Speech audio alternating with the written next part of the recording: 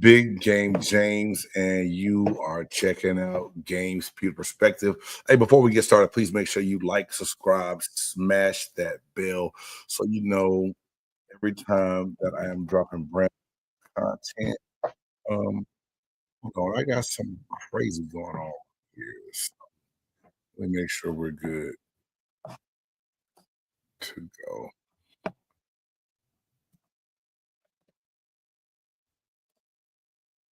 All right, there we go. I'm sorry about that, y'all.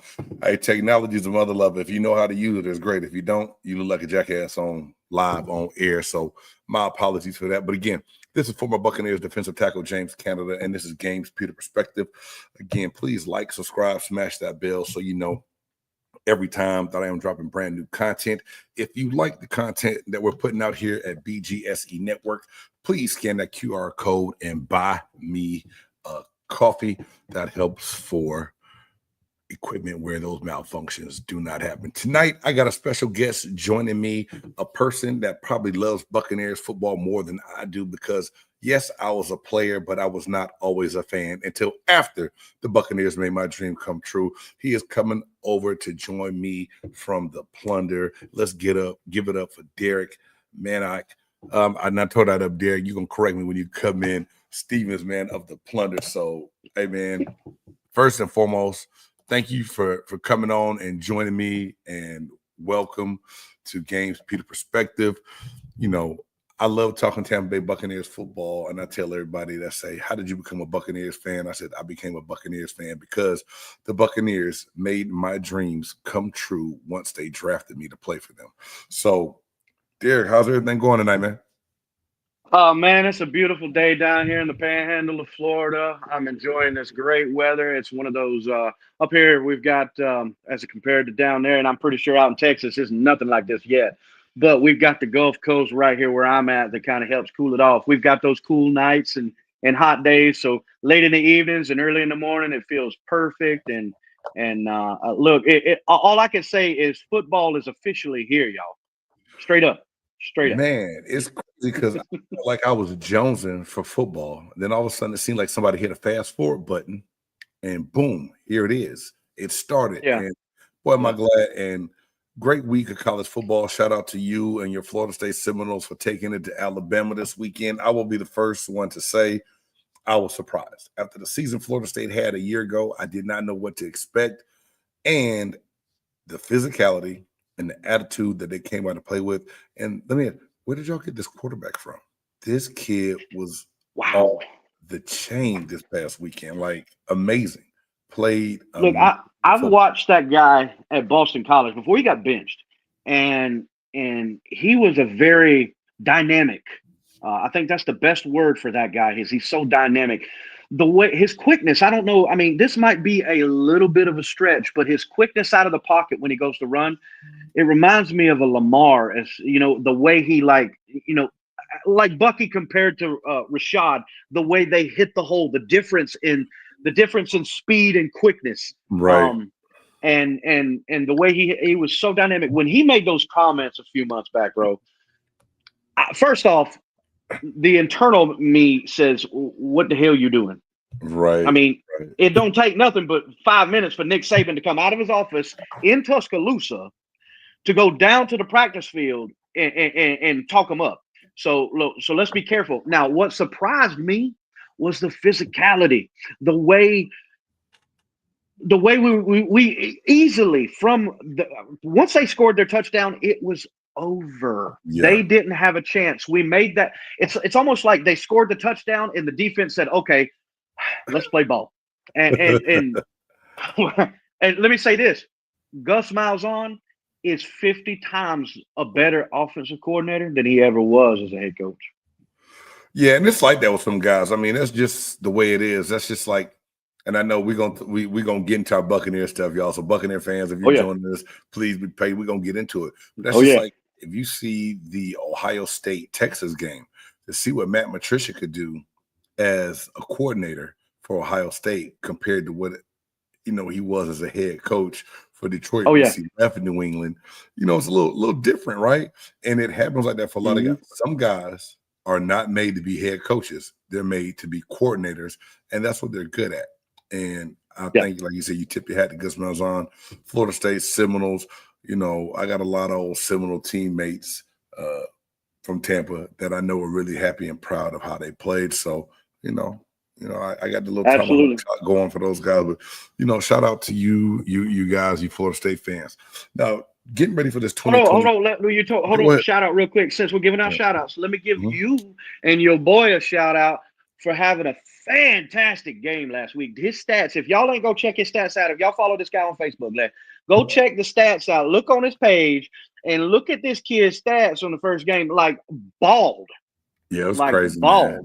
It was a really outstanding stat sheet. I can tell. Yeah, so right now going into he just started his senior season, had our first game of the season last Friday. 16 tackles, 2 tackles for loss, 2 fumble recoveries, and he's verbally committed right now to go play at the University of Nevada. So we will see, how that thing goes. He is still being recruited by the University of Texas, Texas Tech, Baylor, also San Diego State, Sam Houston State. But, when he went on his trip to Nevada, he said it felt like home. And that's where dad played football and that's where mom played basketball. So that's kind of where, I think just part of his heart is there. But thank you, man, for that shout out, man. I appreciate that. And, I pray for a healthy season and growth. You know what I mean? Yes, but, absolutely. You said the football season's fastly approaching. It's here. Thursday night kickoff. I still don't know how much of a fan I am. Like, I love NFL football. I'm glad it's going to happen, but I feel like they throw it in my face real quick. Like, I got to rush through my week of getting through everything else. The Thursday night game, then the Friday night game in Brazil, and then, we get to kick everything else off this weekend.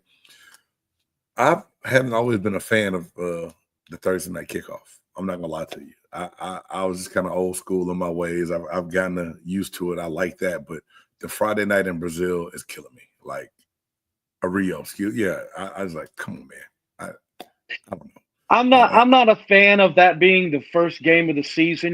Maybe move into the season like they do the London games, the Germany games and things like that. That's okay. But like that Friday night game, first off, the Thursday night game, I'm with you. I first off, I love football and I'm an addict. If you could melt it down and put it in a spoon, put it over a candle, I'd find a hypodermic needle somewhere and put it in my veins. I love the game that much. It's something that I invested my time in years ago when I was trying to make foolish choices. And I said, you know what, let me focus my attention on this because I do love this. I was a high school athlete, had a scholarship to go to Valdosta State. I screwed that up with bad behavior, but I was always a big fan. And I moved into this adulthood where I needed some things to take me away from the childish things. And I says, well, first somebody suggested follow your passions. So I love cooking. I'm a chef by trade. And I got a culinary degree and I have a little in-depth knowledge. And I'm also connected to a lot of people that I can find out a lot more knowledge about the game and about specific things inside the game, like people and all this kind of stuff, the inner workings of it. But I think I'm not a fan of the Thursday game at all, but I am with you. I'm definitely not a Thursday night game opening season fan. I think everybody should start on Saturdays or Sunday, start out fresh and move throughout the week from there. But that Brazil game has definitely got me twisted. Yeah, and just how bad that field was last year too made me feel a certain way. But hey, shout out to all you NFL diehards. We get a chance to see the game we love. And like, even for me, they're having this big function. NFL Legends community is having this big function for the Dallas Cowboys, Philadelphia Eagles kickoff for anybody that played in the league to come to. And I signed up for it. Then I looked at the schedule. I was like, damn, my son got a game. I can't even go. So I'm like, damn, I'm about to miss out. So if it was on Sunday, I would have been able to go. Right. So, that might be why you're a little butthurt about Thursday's game. Yeah, a little bit. Got a little something to do with it. But, man, taking a look at this Tampa Bay Buccaneers team, I tell everyone, to me, I did a story earlier on this year, and I posted it on Games Pewter Perspective. Tampa Bay Buccaneers should be Super Bowl dark horse. And a lot of my friends tell me that I say that just because it's a homer pick. I like the Buccaneers. But really taking a look at this team, how they're made up and what they've been able to do, even look at the injuries we had to battle with last year, right? All the injuries that stacked up against the Buccaneers, and they're still able to have some success. Got a few injuries that you and I just mentioned pre-show before we came on that we're going to have to get over, no doubt. But looking at this team and what they're doing, How excited are you for the season that's coming up for the Buccaneers? I am a pretty in-depth guy when it comes to this you separate me from the content creator, the podcaster, and just make me a general fan. Like, I still put in as much work trying to keep up with the knowledge of the players, the game, and what's going on with it, just like I'm doing what I'm doing now.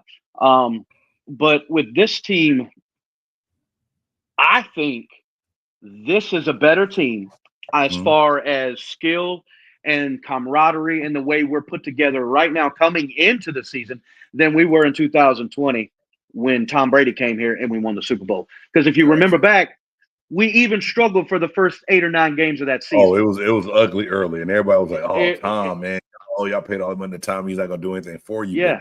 But lo and behold, we got to figure it out, and it worked out well. I'm very hyped. I am very hyped about this season, even with the injuries we've got, and we'll talk about that later. But even with the injuries we've got to this Buccaneer roster right now, you've got everybody was looking at Jason Light like, what the hell are you doing? We can't even say this kid's name. It's just Double E. You know, that's what a buddy of mine called him for like 2 weeks because he couldn't pronounce Emeka's name. And he's like, it's Double E. Why did we draft Double E? Why? And I'm like, well, the position we were in, if we can't get who we want, it's just like you don't make a foolish choice, you make a smart choice regardless. And the smart choice, if you can't get who you want, you get the best available player. And without a question, without his injury, he would have been the number 1 wide receiver, in my opinion, coming out of the college into the draft this past year because of his dynamic.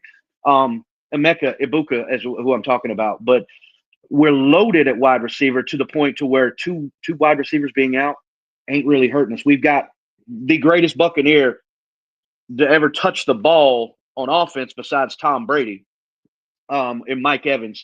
We've also got Emeka Ibuka, who has shown even against second and third stringers, you know, he's got quickness. He can run routes. You hear everybody praising this kid. And then you've got guys like Sterling Shepard. And a lot of people shine down Sterling Shepard. Everybody talk crap about that guy. Look at what he did for Baker and his team last year. He was a huge asset to Baker last year. Girl is an old vet, and you got to give it up for what he can do. You said something, and it helps segue to my first point. You know, coming in looking at this 53-man roster, you know, I was going to ask you, were you surprised by anything? But I know the one move that kind of surprised me was Trey Palmer being let go. I was kind of surprised coming out with Godwin being hurt and then with Jalen McMillan getting injured in that preseason game. Palmer's got like a stretch to field, a speedster. Yeah, I know when we drafted him out the fifth round, I think, out of Nebraska, that when he did come out, it's not a big stretch, but that says a lot too about what they think about Sterling Shepard. But that move did surprise me just because I thought for the first couple weeks, you need Trey Palmer to help get you through until McMillan is healthy and until Godwin is healthy. Was there any other move that happened that surprised you that the Buccaneers made when they got this final 53-man roster together? You know, yes, there was. And it's just for this reason. Nick Jackson.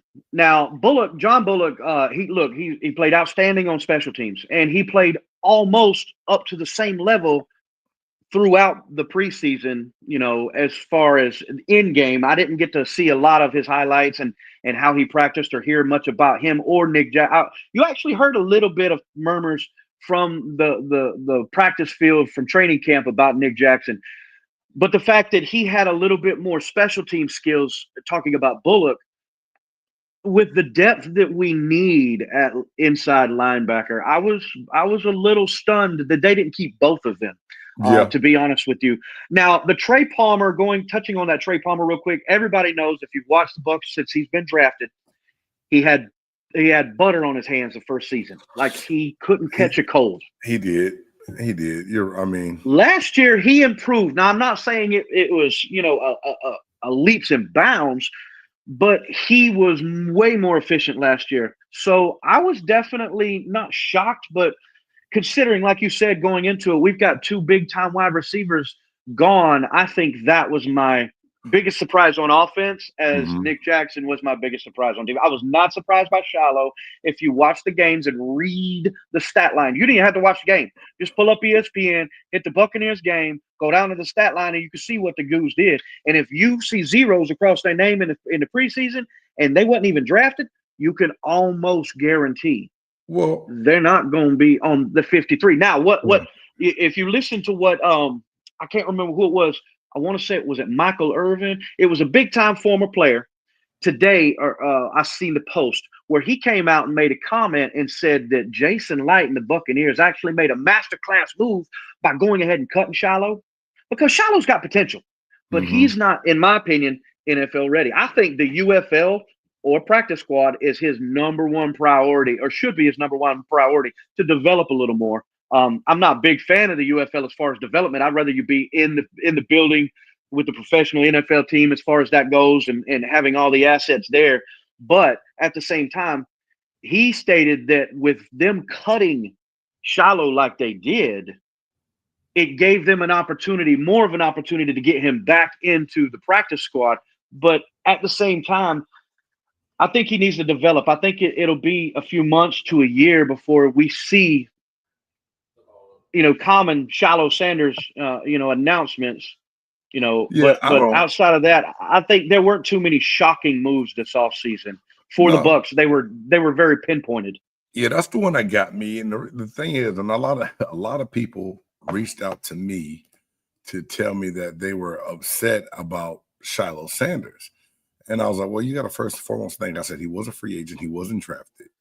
I always thought that Shiloh was going to be a practice squad guy. I did from the beginning. They loved him around the community. He did great things. He had great energy in practice. But like you said, the plays weren't always there. So that didn't really surprise me. Palmer did. Now, I know we're going to get into this, and the guy that had a chance but a person I felt bad for, and you might think I'm crazy, was Kyle Trask. How do you feel about the signing of Teddy Bridgewater and letting Kyle Trask go? I think what that tells me is the people inside the building feel we're closer to a Super Bowl than even some of the fans may think. If you look at did it surprise me? A little. It did surprise me a little. That being said, I don't necessarily know the fundamentals of what Kyle's making this year versus what Teddy's making and so forth and whatnot. But what I can say is one thing you did know: he wasn't the future. He hadn't really gotten to enough games and gotten enough snaps and enough reps in for me to feel confident to say, hey, Baker goes down with a leg injury or a shoulder injury for 4, 5, 6 games. I can trust him to come in and be a 500 quarterback, at least. I can't say that about Kyle Trask. I can say, okay, he might be able to get a game, maybe 2 out of us, keep us in a game, but the rest of the team's going to have to build up. But what Teddy Bridgewater offers this to a player like Baker, it goes that word leaps and bounds I used a minute ago comes into play here, because I think that's the leaps and bounds difference from Kyle Trask to Teddy Bridgewater. Teddy's not the same quarterback. I mean, if you look at the stats, the last 5 games he played in the NFL, horrid. Looked like Blaine Gabbert back when he was in Jacksonville. Oh, damn. Ooh, that's a blast in the past. That's a name you don't hear much of. Right. But I'm okay with the move. And being a Florida State fan, I'm stoked about the move because it still irks me today that Kyle Trask, people don't know this, Kyle Trask had a better statistical quarterback than Jameis Winston his national championship here. And mind you, Jameis Winston's statistical season, his national championship year, was the greatest statistical season of any quarterback in the history of the NCAA. Okay, gotcha. So for Kyle Trask to be that, but he didn't have a lot of reps of starting in Florida, because Florida, you're the top dog, and the next year they out and so forth, unless you're a guy named Tim Tebow, right. who they just fluctuate and come in and out and rotate so many times. You don't expect them to start no more than 1 year. And with the NIL now in the portal, you might get 5 games out of somebody. But with Kyle Trask, I think he's definitely going to get a backup job. He should end up on a roster somewhere this year. I do believe so. It might not be until after the season starts somebody gets hurt. Right.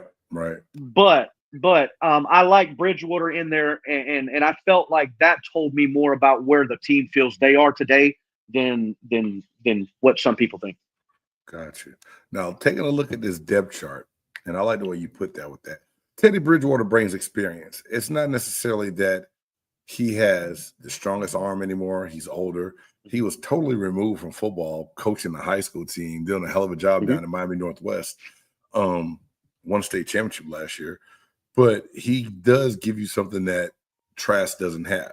He has experience. And before the leg injury alone, I mean, I know I'm going back, but before that horrific knee injury when he was with Minnesota, he was looking like a pretty good quarterback in the NFL. So I think once you look at that from what you need in this league, if anything happens, 1.5 success in the NFC South, in case something does happen. We know Baker's a little bit of a chance taker, a gunslinger. He will run around with the ball. I think Teddy does give you a little bit more of that veteran stability that you lacked in Kyle Trask. I do wish Kyle Trask the best of luck. I do, like he said, I think he will land somewhere. Where it's going to be right now, I don't know. But best of luck to him. Taking a look at this roster and this depth chart of who started and everything else. How do you feel about, I mean, I know we have our injuries that we said we're going to talk about going into the season, but right now for them to not use the PUP on McMillan, Wirfs, or Godwin, to me is a good sign. It's showing that in good faith that they will probably be 1 or 2 games, 3 to 4 at the back, but they won't have to be any longer out. We just got to make it through these first couple of games, and which I think we can do, and then get those guys back. So I think it says a lot about they're further ahead than what we first thought about on their injuries. But how do you feel about this team right now and what they have in the team? Well, touching on the injury portion of it before I go into the rest of the roster, I'll say this, that I feel like that's a good sign, like you were saying, about how flexible bringing them back we can be. Now, that being said, mind you, one of the people I don't expect soon back is Jalen McMillan.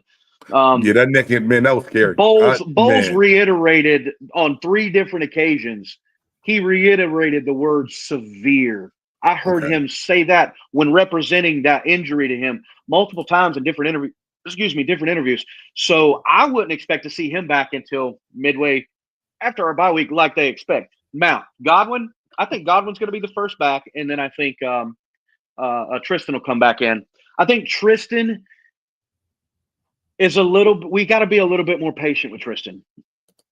We got Charlie Heck if he comes back too soon and gets hurt, and that doesn't give me a great deal of confidence.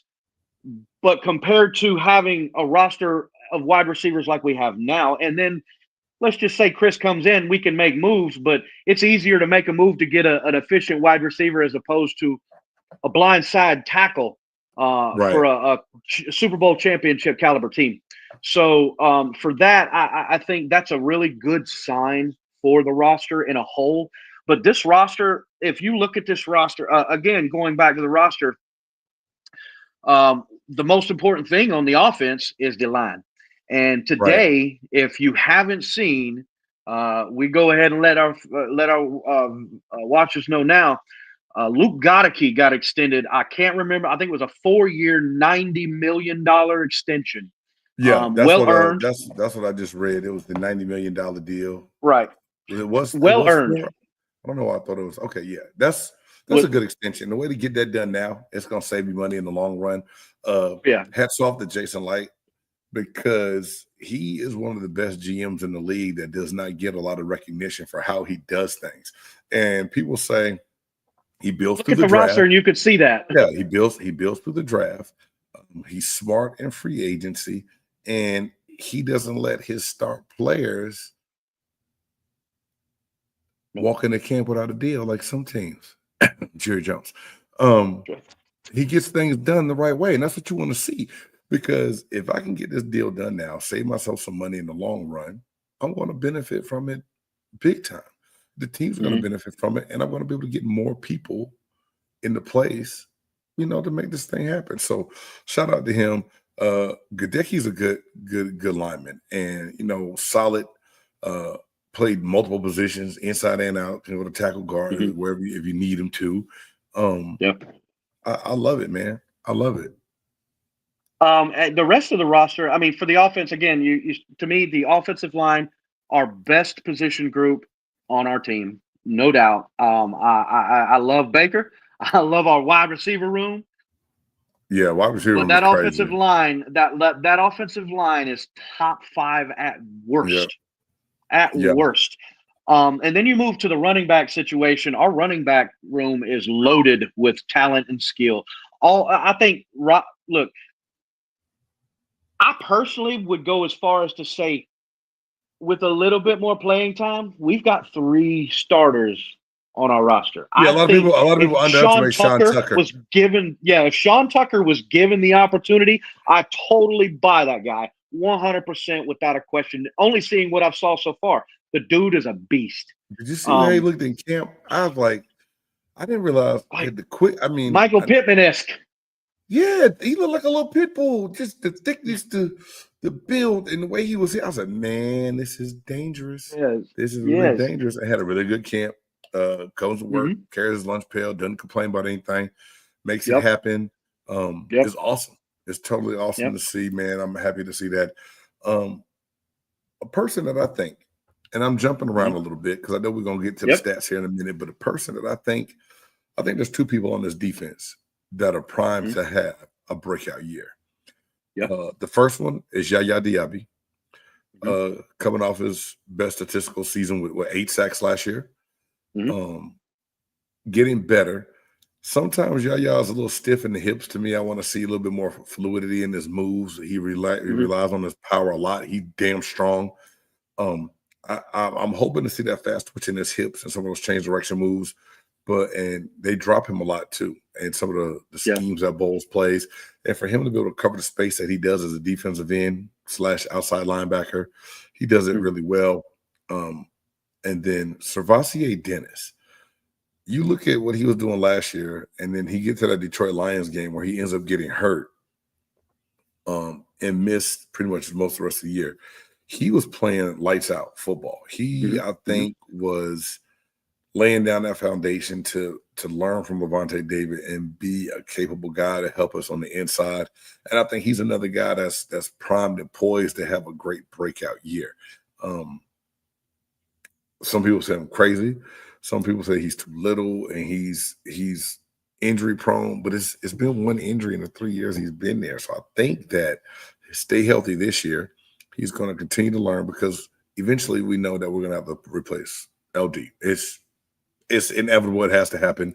It's one of those guys where I wish I could freeze Father Time and he played forever because of what he does for this team and what he does for this criminally game. Underrated. Criminally underrated. Good time. But yeah, man, but I just think that Servassier Dennis, and for them to get rid of the guy they got from Miami, Walker Jr. Anthony Walker? Yeah, Anthony Walker. For them to let Anthony Walker go, I was stunned. Also, I was stunned by that one. I was a little stunned, but then the more I thought about it and looked at it, he didn't play at all in the preseason. He missed a bunch of practice. He had an injury he couldn't shake, and I think they just had. I mean, you look at that inside linebacker, Levante Davis, Servassier Dennis, John Bullock, and Deion Jones right there. I just felt like they had enough depth where they didn't have to worry about it. And and they said that Anthony Walker was going to be an upgrade from what's my man's name? I just drew a brain fart that's down in Miami now. Chubb? No. Linebacker. KJ Britt. Yeah. They said he's going to be an upgrade to KJ Britt, and then to not make it, I was like, well, damn. Yeah. Because KJ Britt wasn't great. He wasn't good. He was serviceable. He come in and get his job done 60 to 80% of the time without issues. And that was he was actually one of those guys that I was surprised that we didn't re-sign. I think it's because of what he wanted, and then just Britt was the worst play at the inopportune times. It didn't happen all the time, but the times he did have the mental lapses and the mistakes, it was Yeah. very costly. And I think that's what caused him Right. not being re-signed with the Buccaneers. But man, you laid out some stuff that you want to talk about. And I love this because the one thing I had to learn getting into this podcasting thing and covering my team, I had to remove myself from just a player. And I need to learn how to get into the other aspects of the game. So when you told me, it's like, James, man, I got these statistical breakdowns that I want to hit on, I was like, hell yeah, I'm all for it. Because I know a lot of people love the numbers. And I love hearing about it because when I look at it, most of the time, I go into a very analytical standpoint of the plays, the production, and how it happens, why that transpired on the field, what kind of pass set did the D lineman see, what coverage did the quarterback see, what scheme did they, Your change eyes are to. different than mine. Yeah, Your prescription's a little different than mine. my eyes are a lot different. So when I hear somebody bring that statistical aspect to it, I get excited because it makes me look at the game a way that I don't normally look at it, and it makes me learn a different aspect of the game. So, first and foremost, we talk about the depth chart, the stat predictions, and the first person you got covered is Baker Mayfield. Now, Baker had a hell of a year last year. Oh, yeah. With this wide receiver group and those running backs, what do you see Baker doing this year? Well, if you look at what he did last year, he had how many turnovers? I want to say it was like 16 or 13 interceptions, I want to say, somewhere in there. He had the best season of his career. Outside of going back to college and him adding a national championship or something to his resume, like he couldn't have played any better, had a better season last year outside of winning the Super Bowl. Right. Moving into this year, what I project Baker Mayfield out of Baker Mayfield, if you go back to what I said earlier, Teddy Bridgewater being there, if you take all of the games, and this is a question for you, I'm not sure if you know. Do you know how many one-score games we lost last year? Was it like 2? 5?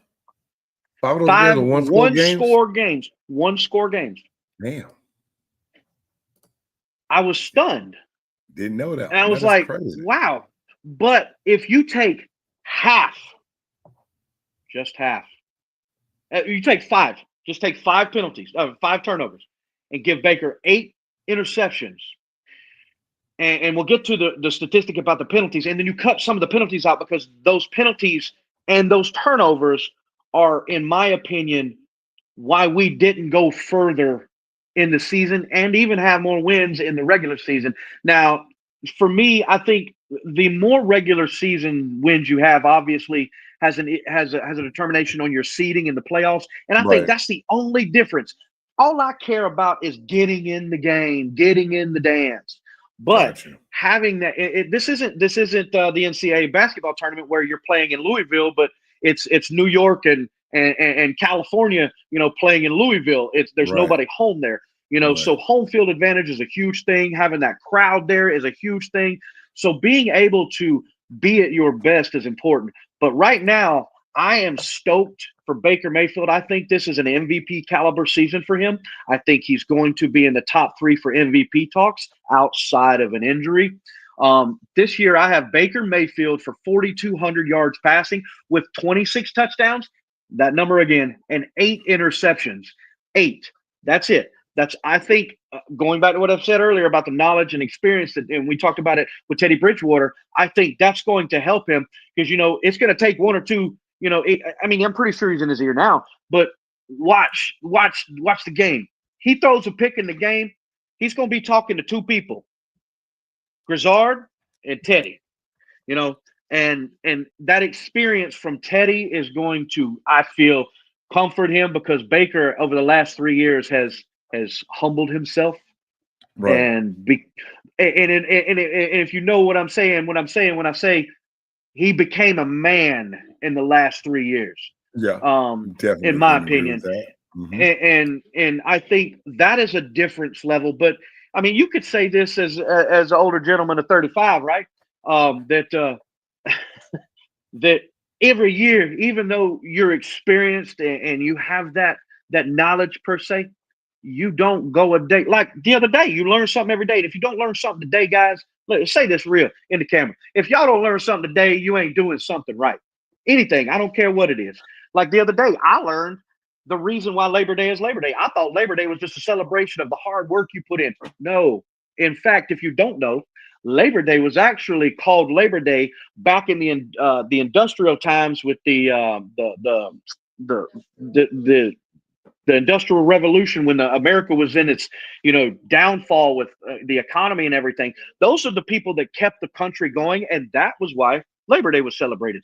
So I think learning is a big key to Baker Mayfield this year, even more so than it has been, because I mean, you can't say that necessarily all the way about last year, but moving into this year, there's no doubt in my mind that Baker Mayfield is all about sponging that information to get better, to get to his destination, because he's got money. He's got money now. I don't care what you say. $100 million is a lot of money if you do right with it. So that being said, I think he's got one thing on his mind, and that's that Lombardi. Yeah, that's that Lombardi.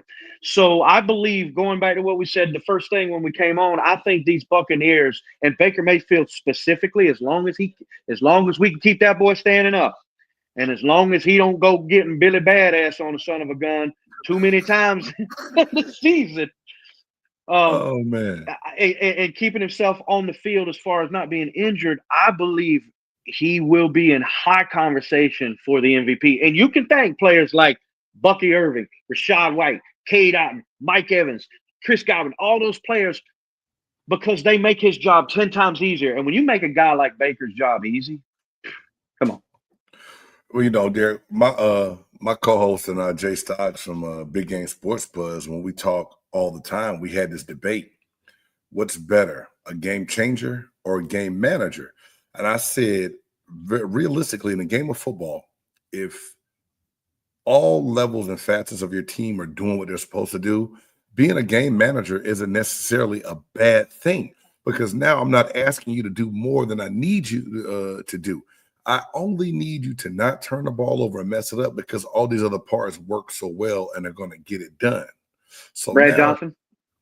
Hello, Trent Dilfer in Baltimore. Trent Dilfer. Hello. Just saying. Joe Flacco a couple of years ago in Baltimore. Yeah. I mean, not Baltimore. Well, when he was in Baltimore. He was in Baltimore, yeah. So this is my thing. Baker Mayfield has finally found a place where he doesn't have to be that young kid that planted the flag in the middle of the field in college on the road. He doesn't have to go out and do everything by himself. He has a defense that's capable. He has two worthy running backs, and really more than that, because we just told you that Sean Tucker is also a capable running back that most people don't even know about. A wide receiver room that most NFL teams will knock the door down. Like I had an argument with a Cincinnati Bengals fan one day, but it's all good. I'm gonna let him be him, and we can talk about that shit after the season's over. But I'm gonna put my money on the Buccaneers room right now, because we have more numbers than just what they have in Chase and Higgins, and I believe that we do. So Baker Mayfield has the weapons at running back, the weapons at wide receiver.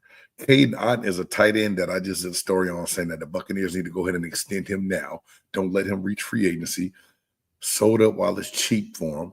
He's a very capable tight end. No, he's not the most physical pass blocking, run blocking tight end, but he knows how to hit the seams, find the open spots on the field, and he gets open, right? Then to pair that with the offensive line that has been, man, Graham Barton is going to be a beast in this league. Love the way he plays. And when he first came out of Duke, I was like, he's too big to be a center. After watching the play, nope. Cody Mock is turning into a damn good guard. We know what Tristan Wirfs is. Gadecki just got extended. You know what I'm saying? So you look at this team up and down and what they do, it's amazing, man. And Ben Bredesen, he's going to be able to do the job and hold up just like everybody else on that line. So now, guess what Baker Mayfield gets to do? Don't force the arid passes. Don't turn it over. We have a chance to go out and be great if we can keep everybody healthy. And I know everybody says that all the time, but we got bit with the injury bug so bad last year. It scares me, man. It really does. It really. I second that. That was outside of the things that these guys and the staff and the players can control on the field and in practice and in the facility. Injuries were our biggest weakness last year. And now look, if you go back over last year was since they stopped doing since they added that extra game and then backed off the preseason game and then changed the rules a few years before that about the contact and all this stuff as far as training and getting prepped for the game. One of the things that I feel is something that we have to keep an eye on is, the health of players, because that's one of the things that can take a team that you can literally place in the Super Bowl because you are that confident in their skills and ability and the outcome of what they're fixing to do. Right. And you can completely remove that because, let me say this, injuries will destroy a championship caliber team.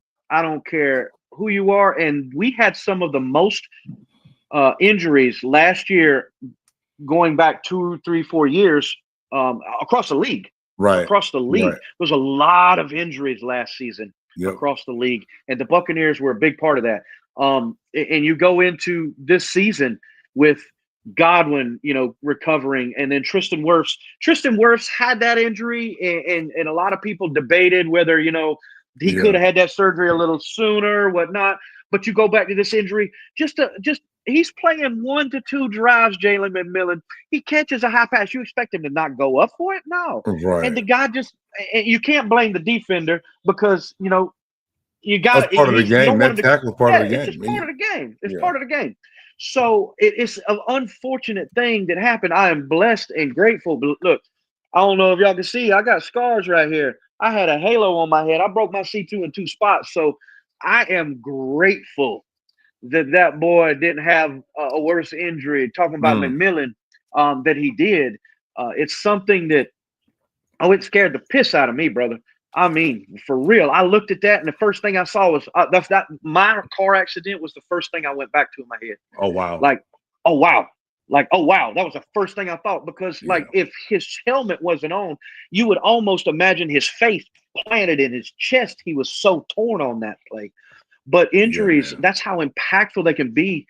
Just one simple fall, and the guy's out for 9 weeks. And, look, let's just put Mike Evans in that position. Where are the Buccaneers now? It's a big difference if you take Mike Evans out as opposed to Jalen McMillan. True. That's an example of that. Speaking of Mike Evans, Mr. Reliable, not to jump around, what do you have Mike Evans this year? Does he break Jerry Rice's record? Mike Evans breaks Jerry Rice's record by a minimum of 100 yards. I've got him at 1,100 yards. And the reason why I say that, 2 things are going to benefit him. Chris Godwin not being in the game for the first few games, they are going to rely on him. They're going to have to. Why? Because Baker is going to make them, once he starts throwing that ball to Shepard, Otten, and Emeka. When he starts throwing that ball to those other receivers, I believe Emeka is that dude. I believe he's a day one type starter. We don't need him to be. Unfortunately, that's what he is right now because of injuries. Because even if McMillan didn't get hurt, he was the number 3 guy. Right. It was you can't say Emeka came in and surpassed McMillan because McMillan, every time he made a catch, Emeka made a catch, McMillan would make a catch. Like they were doing the exact same thing. Yep. So their level of consistency was there. And that's something you say, well, that's cool, but he's already had over a year in this system. And this is a guy that's been here 3 weeks and he's already playing this good. So that's the level of skill that Emeka has right now. If you make it to week 4, 5, and 6, and then you get Chris Godwin back on top of that, and expecting to have, for me, going back to Cade Otton, because I expect we'll get into it in a second by his stats, but Cade Otton has increased his production every year he's played since his sophomore year in college. I went back and looked at the stats. As a matter of fact, when you put your little video out about his contract signing, it wasn't but 3 days later, they caught him in an interview and questioned him on his contract signing. And he said, he'd love to be in Tampa. He wants to be in Tampa. He's just, doing his thing, coming in and doing his job and letting, the higher ups and his agent deal with that. And he ain't worried about that.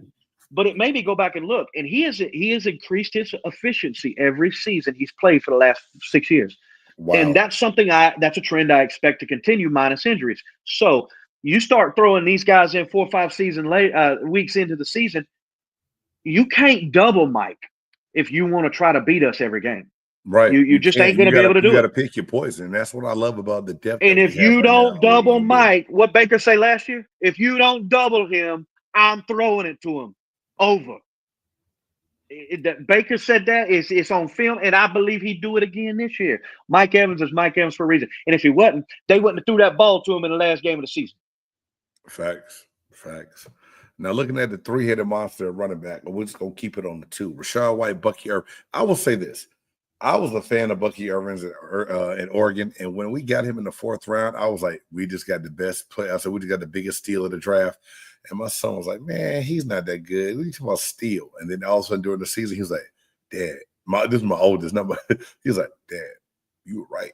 Bucky Irvin was him. I tried to tell you, man, we got a hell of a football player. And he still even did more than I thought he would do, but I knew what he was going to be capable of doing because of his body of work in college. What do you have him predicted for Bucky Irvin this season? All right, now let's touch on last year real quick, because mind you, he was the first 1,000-yard rusher since Doug Martin. I want to say in 2015. The human it might have been what was Doug Martin's name? Muscle hamster. Muscle hamster.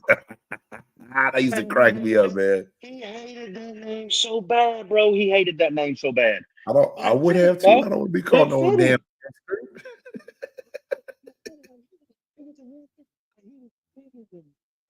Bodybuilder too. Like he was all muscle. But going back to Bucky, if you go back to Bucky, he got over 1,000 yards rushing, and I don't remember the receiving numbers. I want to say between 300 and 450, somewhere in that area. So he got roughly 1,500-ish yards to all purpose. He didn't play but like 30% of the first 5 games. Oh, wow. Rachaad White was our starter through the first 10 weeks, it felt like, if not more, of last season. He got the majority of the carries because Rachaad didn't do anything to deserve not having that outside of Bucky just being that much better of a player. And at this point, up until this point, he had proved that. So that being said, keep your mind on that. I have Bucky Irving being a 1,400-yard plus rusher this year. What was it, 1,100 last year? 1,100. Yeah. No, just over 1,000. It was just over 1,000. Just over 1,000. Between 1,000 and 1,100. But I think 14. He is a bona fide starter. And the 2 different interviews that I watched, it seemed like there was a huge amount of support in the presentation of them saying Bucky is our number 1, running back. And look, that's not taking anything away from Rachaad. We are blessed with the ability to have 2 starters. Now, will Rachaad White have a career like I think Bucky will? No. But to be a starter in the NFL and if you look at the wide receiver room, and again, going back to the efficiency and productivity of K. Otten, you don't need to be an AP. You don't need to be a Jahmyr Gibbs type of running back, But here's the key. And I made this statement, and it was kind of a foolish one. Trade bait. With Sean Tucker sitting at number 3, you got Josh Williams. Yeah. Could Rachaad White be trade bait, barring a potential injury to a player, or if somebody is put on the block? I felt like he could be the one guy if we needed to move off of to improve our team. But that they could. I mean, I'm just saying that's the caliber that he could. He's got enough clout in his game that he could go start at half to 3/4 of the league, as far as his productivity. I think he's a top 20 running back without a question. He's better than 15 or 20 of them at least. The Dallas Cowboys will want him. Oh, yeah, they do. Dallas ain't had a running back since Emmitt Smith seemed like. No, what was that name? We'll give Marion Barber some credit, man. God rest his soul. Just say Marion the Barbarian was a beast. You stole my mind. You stole the words out of my mouth. Yeah, McFadden was okay. Felix Jones was okay, but I feel you. It's been a minute. But I've got Bucky Irving with the 1,400 rushing yards, and I've got him with 7 rushing touchdowns. I also have him with 400 receiving yards. I expect him to Wow. get 15 to yeah. I expect him to push the 2,000-yard total scrimmage. And that's with the idea. Now, that would diminish if we don't utilize Rachaad White in a trade, which Right. I feel because Rachaad is his last season on contract. You know, Mm. he's going to be a free agent after this year. So, and with Bucky, Sean Tucker still under contract for another year, or might be 2 years. Yeah. And then Josh Williams, who is not going to be nowhere more as expensive than a Rachaad White, as long as you have a successful season. Bucky looks like he's staying healthy, and we need that. We use it as trade bait. Now, if we don't use him as trade bait, I expect these numbers to diminish a little bit. But I expect him to clear 1,000 yards without a question rushing. I Okay. also have him for 4 receiving touchdowns. So I got him for 10 plus total touchdowns, 11 plus total touchdowns, and 1,800 plus total yards, all-purpose yards. I can see I that. think he has a stellar season. I think he is. I personally believe he's going to be our MVP on Damn. offense. Okay. Yes. Okay. I'm that sold on that cat. I hope you're right. I hope what you're selling is 100% correct. But I can see that happen. That's going to be interesting to watch and see. Now, Rachaad White, going to Rachaad White, so we can touch on him real quick. I've got him. He stays from beginning of the season to the end of the season. I got him with about 550 rushing yards, and I've got him with 300 plus receiving yards. Excuse me, not passing, receiving yards, and a total of 7 touchdowns. Because out of the backfield, let me say this: if you don't know, and I ain't seen it, perform and translate onto the field, but he's 5 times the pass protector that Bucky Irving is. And that was a huge reason why he started the season and remained the starter for a lot of the season, was because of his pass protection and his pass catching ability. Because you go back the year before, he was Christian McCaffrey-esque in the pass game. Yeah. He was Christian McCaffrey-esque. He didn't have those yards. But going back to what I said, even 2 years ago, we had a really good squad. We won our division, so we didn't have to have that 1,000-yard rusher. Is it good to have a 1,000-yard rusher? Yeah, that's even more pressure it takes off your quarterback. Yeah. But I do expect him to have a solid season. But he is my dark horse trade prospect, and that's not something that we do. But again, it goes back to what I said about this team and where we're at. I think we are Super Bowl bound if everything lines up right, as far as keeping the turnovers down, the penalties away, and the injuries out. I believe we can compete with all 31 teams in the league. Facts. Okay. I like it. I know we're getting close on time here, and I know we got some more people we need to talk about. Are we jumping to the defensive side of the ball? Do we get everywhere we need to on offense? On the defensive side of the ball, you a guy talked about his number. I think I had it wrong. Yaya Diaby. What you got predicted for Yaya? I got him for 8 sacks this year. And going back to what you said earlier, he didn't have 8 sacks last year because our sack leader was 7.5 with Kalijah Kancey. He had, I want to say it was 7. Him and Vita had 7, and Kalijah, he might have had 6, but Kalijah had the lead with 7.5. Okay. I've got him with 8 sacks, and that's not a huge jump. But let me say this: Hassan Reddick. He didn't have a great season last year. Hence, we didn't sign him for a huge contract. It was only 1 year proven deal because of the way it went last year. And because that what's it called? That consistency. Excuse me, I lost train of thought for a second. That consistency that even as a player, and you can attest to this, James, the consistency of being in the game, in practice, on the field, that matters. And to me, he was never a part of that Jets team. He never wanted to be there, and he didn't feel like he belonged in New York. And no. So I think that's what killed his season last year. But you go the 2 seasons beforehand, dude was a dog. I got him being our sack leader with 11 sacks. And then I think Vita catches 4 sacks, because I think some of that production as far as sacks from the inside interior defensive line goes away because the edge is getting more pressure. I've got him with 4 sacks. I've got Kalijah with 5 sacks. I've got Levante David leading the whole team yet again with 110 plus total tackles. He has only had under 100 total tackles 2 times in his career. Wow. 2 times. Under 100 total tackles 2 times. You said something about Hassan Reddick, and that's why I believe Yaya's numbers might be better than what people think. Hassan Reddick, I believe, if he's the player he was 2 years ago, that he's going to demand more double teams, and that should help Yaya out a little bit more. But if he gets 8, as long as he goes up and it improves, I'm not mad at it at all. I take that 8. Levante Davis going to do what he needs to do. That's going to be good. Kalijah Kancey is the one piece that I want to see him remain healthy. He's been up and down since he's been a Buccaneer, but when we made that draft pick, I swear to God, I was like, yo, I said from the start, I said, I want this guy. He reminds me of Warren Sapp.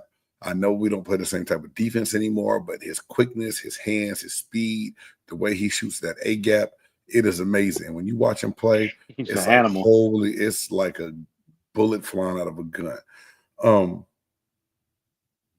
I love all that. And we know what our defensive leaders are going to do, like Antoine Winfield Jr., him being healthy. I want to see that. But you have some interesting stuff I want to jump into. Yeah. About these Atlanta Falcons. Getting that week 1 preview. First and foremost, NFL. You might not ever see this. Some of my buddies that work in office, y'all might. Y'all checking me out every now and then. Can we stop opening the season up with division games? It's not cool. Thank you. What the hell? Why must we start the season out with a division game? Even I don't care. Yeah, it's the Dirty Birds. We can kick. Don't care. No team should have to start the season off with a division game. I agree. 100%. And I think it's better for the league. I think it's better for the league if you wait, in the season to be able to have those games. It sells more. It makes them more money at that because they matter a little bit more. Right now, no offense. Let me just be clear. This is not going to happen in my opinion. I don't think it will. I'm not predicting it. But losing to Atlanta ain't going to do a damn thing to our Super Bowl run. On the first game of the week. Right. Now, that being said, we lost both games last year and we still won the division. So losing to Atlanta is not a big deal, obviously, as you can tell. History tells us. But I'm with you. I don't like that. I'm like, give it some time. Now, for me, one of the things that, as far as the Atlanta Falcons go, again, like I said, they beat us both games last year. Right. And that was something that really got on my nerves. Kyle Pitts and Drake London ate up our defensive secondary last year in the 2 games combined. They had over 360 yards together between the two. Now, the rush defense didn't do so bad with Bijan, who is probably, besides Saquon Barkley, everybody's number 1 pick in fantasy football this year. Bijan, he wasn't mine. Mine was Bucky Irvin. Just go ahead and throwing that out there because, like I said, I expect Bucky Irvin to be a top 3 running back in the league this year. I don't think Derrick Henry is going to continue to have that kind of season the way he has in the last few. I mean, you say that AP just kept coming back too, but you got to start getting old in the game of football or something. It happens to everybody. I mean, Tom Brady is the only one, but look at Tom Brady. He ate seaweed and grass for a living, to keep himself healthy. But he was one of those, he was a key component of taking care of his body like royalty. Right. And that's part of the reason why the guy lasted so long is his conditioning. The way he took care of his body was the main reason he lasted so long in the league. But turnovers and penalties in these 2 matchups were very pivotal. Our secondary was putrid last year. It was the worst room in our building, I think. And we've got a lot of talent going back real quick. My dark horse for our defense to have an outstanding year, Zion McCullough. I think that too. I think he was a young position, poised to be a nickel. But I like Tyke Smith. I think Tyke Smith healthy is amazing. And for him, they moved him to free safety. Strong safety. Strong safety. So Strong safety. That move right there was what that goes back to the shallow conversation. You got to think, looking at our secondary, our safety room is loaded with depth. It might be an excruciatingly amount of talent, but you've got players like Wisdom, who's been on the team for multiple years, who knows the defensive system, who can play multiple positions. Wisdom can play nickel as well as safety. You got Antoine Winfield coming up, and then you put Tyke Smith in the back. I think that helps shore up our secondary a lot better because of what I saw from Smith last year. But the Atlanta Falcons destroyed us in our secondary last year, and that's something that I expect to see changed really quick. Now, the teams first met in 1977, the second season that the Tampa Bay Buccaneers actually were in the league. Atlanta Falcons actually hold a one-game lead in the all-time series, 32-31. The current win streak, like I said, was the Atlanta Falcons because we beat them the last game of the year 2 years ago. I've got us winning this game in Atlanta in a close battle. I believe the first game of the season gives the Falcons a little bit more heads up, but I don't think the continuity is where they need to be. First off, I don't know if anybody caught this, but this is key now, and y'all keep watch on this throughout the season talking about Atlanta. Michael Penix, everybody's probably seen it if you've been online and social media. Michael Penix had his name misspelled by a TV station one day in the last month, and they spelled it Penis. And somebody he wasn't suited up, but he was walking back into the tunnel, and the fans were hollering at him, and one kid said, Michael Penis, and he stopped. He looked at the dude, and the first thing I thought about is if you are quarterback and somebody calling you anything out your name in the stands. I mean, granted, the word comes off as a lot of disrespect, but look at his name. Somebody who's not a Washington Husker fan, somebody who's not an Atlanta Falcons fan, and you see this news report and it's Michael Penis. I mean, what are you supposed to do? What are you supposed to do? So he stopped, and you could see like he didn't like that.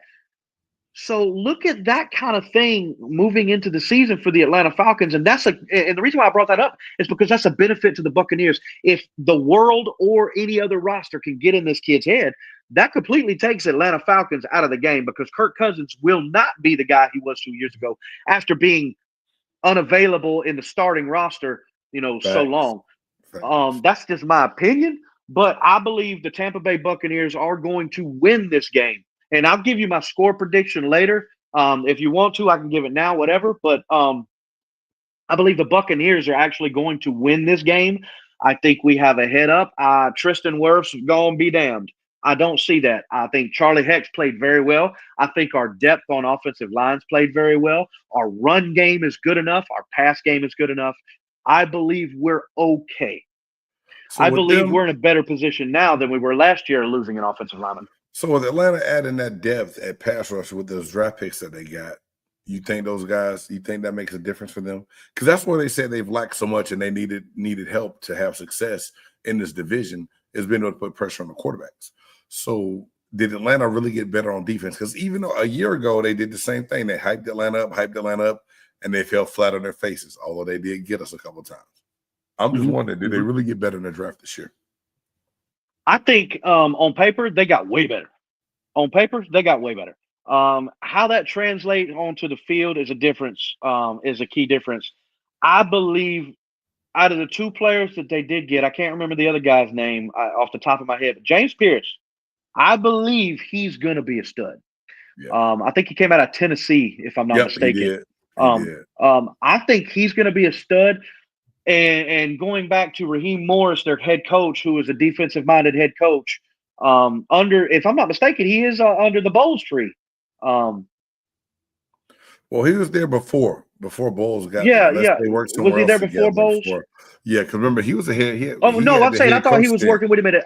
I thought he worked at New York with Bowles when he was in New York. That's why I said that. Now, he might not be. Maybe so. Cause I thought he came in under Schiano. He came into And the then, Buccaneer organization under yeah, Shiano. Yeah. and then but That- he had because I know he had that- ties to Kansas State before then too. mhm. I I don't know. think I believe they improve. Now, how far that takes them as far as the defensive side of the ball goes, first and foremost, let's be real. Atlanta's only going to go as far as Michael Penix takes them. Right. I said it so many times I couldn't help but say it again. They only going to go as far as Michael Penix takes them. Right. Defense or not. But going against this Tampa Bay offense with like you listen to the guys talk and the way they're talking about Grizzard, you don't even realize sometimes they've changed offensive coordinators 3 times in 3 years consecutively. Right. It's wild how much success we've had, but that goes back to Jason Light and the team he's put together. And the team they're putting together in Atlanta, I think, does improve them this year. How much, only time will tell, but it's definitely not going to be in the first game of the season. I have them splitting this year with us, though. I will say I have them. Unfortunately, I feel we're going to beat them, and then they're going to be a better team when they come to Atlanta or come to Tampa to play us there. So I do expect a split from the Atlanta Falcons, being the only split in the division, mind you, that I think we have. I believe we take care of. I think everybody in the league takes care of. I say that, but then again, New Orleans might be trying to win some games now. They've seen Archie Manning play last weekend. Let me say this. Matt Patricia gets all the credit for that. A lot of people think Arch Manning, and I was one of them until I went back and watched some of the highlights and some of the game film. Yeah. Matt Patricia's the reason why Arch Manning looked the way he did. Cut and dry. But getting back to Atlanta, I think Atlanta has the opportunity to get better, but I don't even see them as a playoff team this year. Wow. And I'm going to be talking about that tomorrow. My NFC South Roundtable show, man. Y'all get ready for that. It'll be me, Big Game James, from the Pewter Perspective with the PNP Panther Nation podcast, Big Low Country Sports, that's representing the Atlanta and the Sports Coma, my man Big Q, the New Orleans Saints expert. We have a good time every time we get together and talk NFC South football, and it's gonna be one for the ages. I know it always is when we do that season kickoff show. We got to get ready to wrap up and get out of here with the different things that's going on. We talked about our picks. You said Atlanta twice. You said sweep everywhere else. So you're saying right now on here, before we get into anything throughout this season, the Tampa Bay Buccaneers will win their 5th straight NFC South championship? Easily. I think it's going to be easily. And I say that because we're not only going to go 5-1 in the division. I've got the Tampa Bay Buccaneers going 12-5. I have them jumping up and going 12-5. I actually, if you don't follow me on here on YouTube at the Plunder 2023, on Thursday I am dropping my game predictions in wins, losses throughout the season. I'm going to be dropping out, so keep a lookout for the defined perspective of that. But I've got the Tampa Bay Buccaneers going 12-5 this year. I've got let's see, as far as the predictions for the division and the conference winners, let's start with the AFC first, then we'll end with the NFC. The AFC North, I've got the Ravens winning their division. The AFC South, I've got Houston winning their division. I've got the AFC East with the Buffalo Bills. They are going to be the number 1 seed and get the bye. I think now, here's a hot take. It's not as hot as people would think because it's about 50-50 if you look across the league, across media. I like the Broncos to win the AFC West. Okay. I don't think that they're going to get far in the playoffs, but I believe they're going to play a lot better under the second year between the marriage of Nick's and Peyton. And Peyton is an incredible quarterback coach and a hell of a scheme guy. And their defense is loaded out there in Denver. So I have them. Now, the AFC wildcard teams, obviously, if the Broncos are winning, I don't expect a crazy fall off by Kermit and the boys. What's his name? Is he going to change? Is Kelsey going to change his last name? Or do you think she going to change her last? Oh, shit. Wow. I've got the Chiefs, the Patriots, and the Chargers. The Chiefs, the Patriots, and the Chargers being the AFC wildcard team. Okay. I in the NFC, I've got, as I've said, the Buccaneers winning the NFC South. Mm-hmm. I've got the Packers. Now, before this weekend, I had the Bears. That trade of Micah Parsons to Green Bay, opposite of Rashawn Gary, that defense is going to be scary. And I didn't mean to rhyme right there, but they're going to be better. Yeah, they're going to be way better. Now, again, you also got to go back to the offense with Jordan Love. But I think they're going to win the NFC North. The NFC East, the Commanders. I don't think the Eagles are going to be that good compared to last year. I believe they're going to be a playoff team, no question. But I don't think he's going to have a sophomore slump in Jaden Daniels.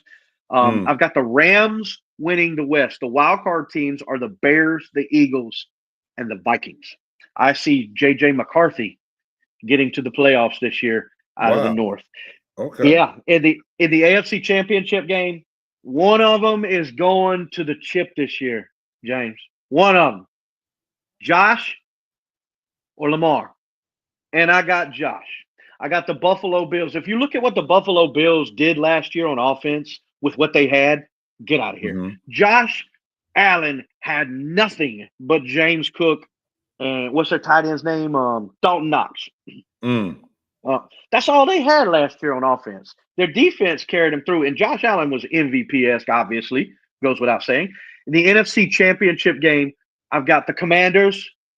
Now keep this in mind, y'all. This is real tricky because I didn't realize it when I did it, but this is a sweet revenge game.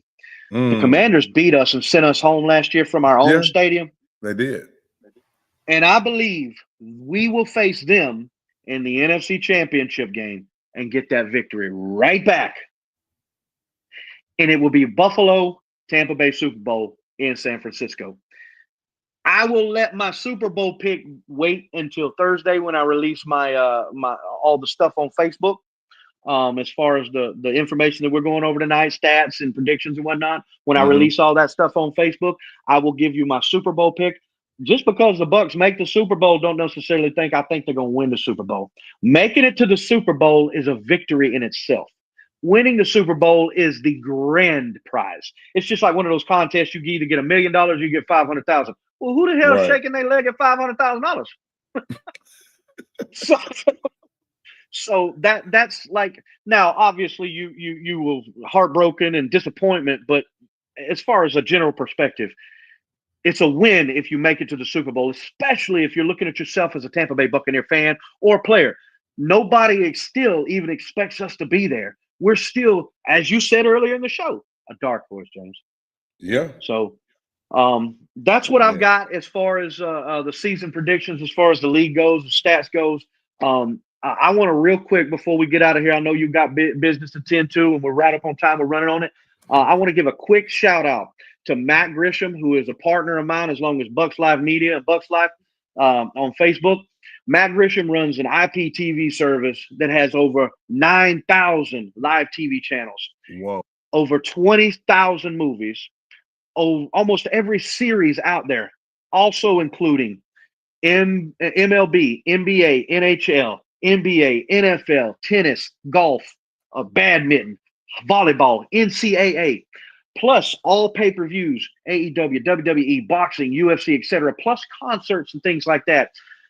When you can purchase this with one guy and different package, it's set up kind of like Netflix. You know, you got separate TV packages, this amount of TVs for this price and so forth. It's the same concept, but you pay one guy. And I will tell you, I've been in the retail and service industry my whole life, outside of construction, my whole life. I have never been given the quality of service via customer service like I have been with a guy like Matt Grisham. So if you guys are not in the area where you can't catch your game all the time and you got to hope and pray they get a primetime game, or you just, you think like you got cable, you obviously paying too much if you got cable.